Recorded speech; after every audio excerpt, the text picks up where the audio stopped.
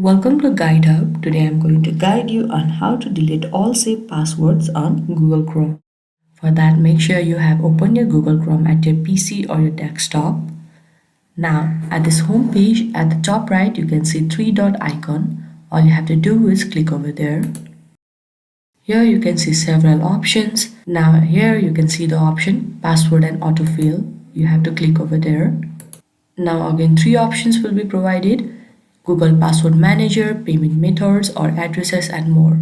All you have to do is click on Google Password Manager. Now you can see that your Password Manager page will open and you can see all the application that you have used your passwords for. Now to remove it, you have to choose the application that you want to remove the password for. For example, we will go for the first one for this video. All you have to do is click in this option. After this, you can see the option edit, delete or share. All you have to do is click on delete option. And you can now see that it has been deleted. This is how you can delete all saved passwords on Google Chrome.